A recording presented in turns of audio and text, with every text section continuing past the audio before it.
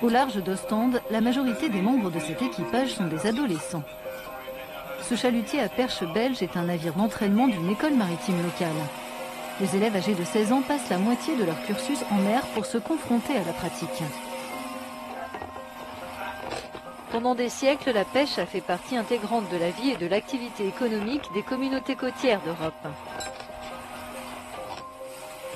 Aujourd'hui, les entreprises de pêche de l'Union européenne emploient directement plus de 100 000 personnes, la plupart dans des régions isolées des littoraux où les autres perspectives d'activité peuvent être rares, la flotte côtière artisanale pourvoyant la moitié des emplois.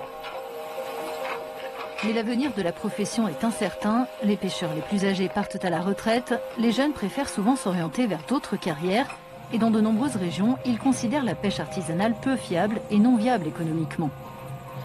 Quant aux opérations de pêche de longue durée, elles sont associées à un travail difficile qui ne permet pas d'équilibrer vie professionnelle et vie personnelle.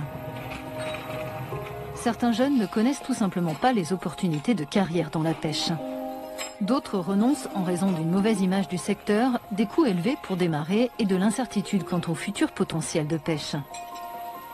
Pour y remédier, l'Union européenne finance des programmes de développement portés par les communautés locales, des groupes d'action des pêcheries locales ou FLAG selon l'acronyme anglais.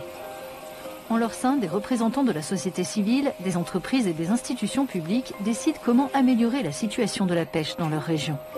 Le renouvellement des générations fait partie de leurs priorités.